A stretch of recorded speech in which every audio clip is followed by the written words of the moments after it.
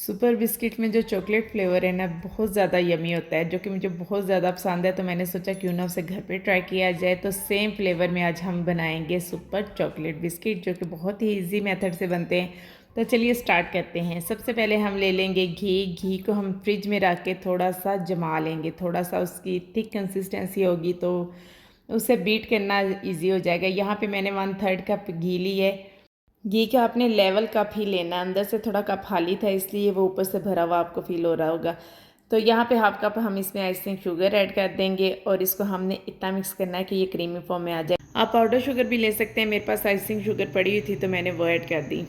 अगर आप हैंड विस्क के साथ कर रहे हैं ना तो फिर आपको 5-6 मिनट अच्छे से बीट करना पड़ेगा। अदरवाइज़ आप इलेक्ट्रिक बीटर ले लें, उससे ये जल्दी प्रोसेस हो जाता है। और यहाँ पे मैं आप लोगों के साथ इसलिए हैंड विस्क के साथ बना रही हूँ कि सबके पास इलेक्ट्रिक बीटर नहीं होते, तो वो हैंड विस्क के साथ भी बिस्किट बना सकते हैं। यहाँ पे आप देख सकते हैं कितना फ्लफ़ी हो गया और कितना वाइट कलर में हो गया और क्रीमी कंसिस्टेंसी हो गई है इसकी। इसमें मैंने ऐड किया है 1 अदद अंडा और इसको भी हम अच्छे से मिक्स कर लेंगे। अब हम इसके अंदर ऐड करेंगे 1 कप मैदा, जिसे मैंने अच्छे से छान लिया था, और इसके अंदर डालेंगे और इसको भी हम मिक्स कर लेंगे। इसके अलावा हम इसके अंदर half tea spoon baking powder और हाफ़ टी स्पून ही हम वनीला एसेंस भी ऐड करेंगे और इसे भी हम अंदर अच्छे तरीके से मिक्स कर लेंगे। ये बिस्किट्स इतने खस्ता और इतने यमी बनते हैं ना, इसे आप एयर टाइट कंटेनर में डालकर रख देंगे ना तो बहुत ही मज़ेदार बिस्किट बनते हैं। आप मेहमानों के आगे भी रख सकते हैं, टी टाइम के साथ भी इंजॉय कर सकते हैं और बच्चों को लंच बॉक्स में भी दे सकते हैं। बहुत ही मज़ेदार बिस्किट होते हैं। मैदा मिक्स करने के बाद हम इसके 2 पोर्शन करेंगे, हाफ़ हम अलग कर लेंगे और हाफ़ हम अलग कर लेंगे। हाफ़ के अंदर हम ऐड करेंगे 1 टेबलस्पून कोको पाउडर और बाकी के हाफ़ में हम ऐड करेंगे 1 टेबलस्पून मैदा। और इन दोनों को अब हम अच्छे तरीके से मिक्स कर लेंगे और इसे हम आधे घंटे का स्टे देंगे फ्रिज के अंदर। और आप लोगों ने ये रेसिपी ज़रूर ट्राई करनी है और अपना फीडबैक मेरे साथ ज़रूर शेयर करना है। अगर आपको ये वीडियो मेरी पसंद आई तो इसे लाइक एंड शेयर ज़रूर कीजिएगा।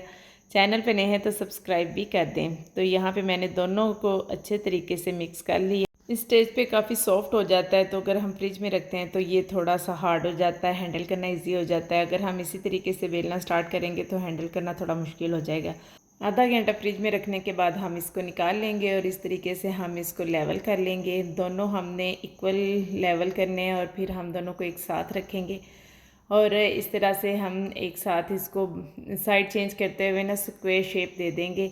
और जहाँ से हमें क्रैक नज़र आएंगे हाथ की मदद से हम उन क्रैक्स को फिल करते जाएंगे और उनको इस तरीके से लेवल करते जाएंगे। जैसे जैसे हम उनकी साइड्स चेंज करेंगे तो वैसे वैसे उनकी जो लेंथ है वो बढ़ती जाएगी। और आपने उतना कर लेना है जितना आपको बिस्किट का साइज़ चाहिए, उस साइज़ पे आपने इसको करके तो फिर आपने इसकी कटिंग कर लेनी है। जितना आमतौर पे बिस्किट का साइज़ होता है आपने उससे थोड़ा छोटा साइज़ रखना है, क्योंकि बेक होने के बाद इसका साइज़ भी बड़ा हो जाता है। इस तरह से हम इसको करके तो उसके बाद हम इसकी इक्वल कटिंग कर लेंगे और कटिंग करने के बाद हम इसको हाथ की मदद से ही शेप दे देंगे।